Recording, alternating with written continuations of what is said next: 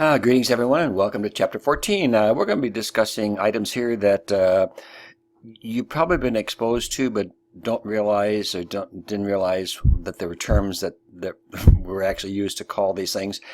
Let me give you an example. Suppose that you bought a home and you get the money, you get the mortgage through Bank Iowa, and then 6 months down the road, all of a sudden your monthly payments are being made to Wells Fargo in Waterloo, Iowa instead of Bank Iowa here.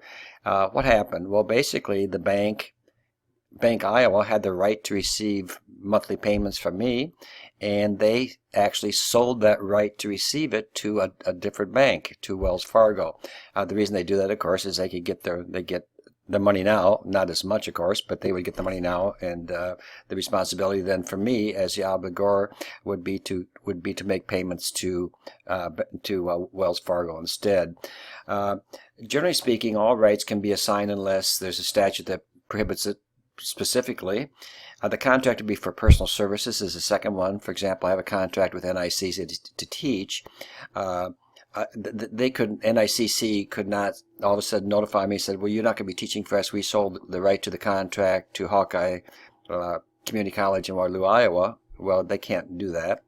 Number three, the assignment will materially alter the obligor's risk or duties. So in the case of making a mortgage payment, whether I write the check to Bank Iowa or Wells Fargo, it doesn't really make much difference to me. And number four is a contract that we had actually prohibited the assignment in the first place. So when an assignment is made, generally speaking, the assignee, like in this case Wells Fargo, would notify me of the assignment. Otherwise, I would have every reason to believe that I would continue making payments to Bank Iowa.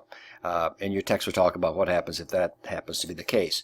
The second part of that objective talks about what's the difference between the assignment and a delegation. A delegation really refers to a delegation of duties, and that's actually where you were to take a responsibility that you have and you turn it over to somebody else. For example, if I have an appointment with my dentist and I go into the office and they say, Dr. Kara is not going to see you today, we've assigned you to Dr. Barb. Well, maybe I don't want Dr. Barb, because the reason I have Dr. Kara is because she's my dentist. I trust her and so forth. If, however, I made an appointment to have my car serviced with PJ, and I go in and find out when I pick up the car that PJ didn't do it, rather one of his employees did, what's the difference? Well, obviously, when they talk about delegation of duties, it says, as a general rule, any duty can be delegated unless, and the first one says, the obligor's personal skills, talents, special trust has been placed. Well, in the case of PJ, not so much. In the place of my dentist, yes, it would. Performance by a third party would materially alter what's expected, and then the contract itself would prohibit delegation. The third objective in this chapter talks about the third-party beneficiaries. A third-party beneficiary simply means that a contract is made for the benefit of a third party, and a prime example would be an insurance policy. I take a life insurance policy. I leave my wife as beneficiary. When something happens to me, that means that she can enforce that contract then.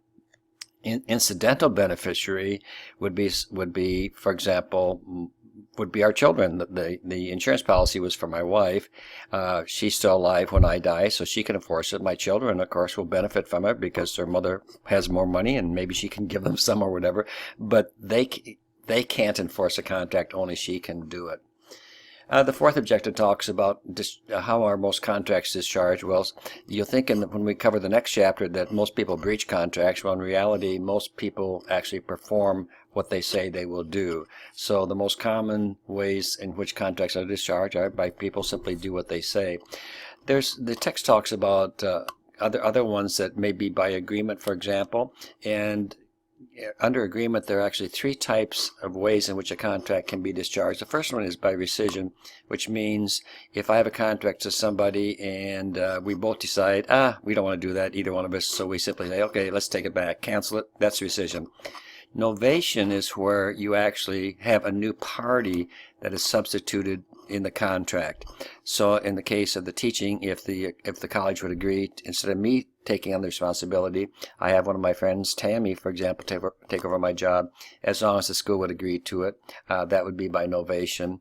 And the last one is called accord and satisfaction. An accord is where you change some of the terms of the contract, by agreement, of course, and then satisfaction is where you carry them out. An example would be, I'm supposed to make monthly payments, and we talk to each other and say, well, how about making these semi-monthly? And the other party agrees. Well, the accord would be the agreement to change them, and then satisfaction would actually make those payments semi-monthly. And then the next one is called discharge by operation of law, and there are actually 6. The first one is material alteration, so someone in the contract actually made material changes to the contract, so the contract would then be discharged. The second one is statute of limitations. They simply mean you waited too long. The contract's still there, but there's nothing you can do about it because you waited too long. Bankruptcy, the court has determined that your responsibility has ended.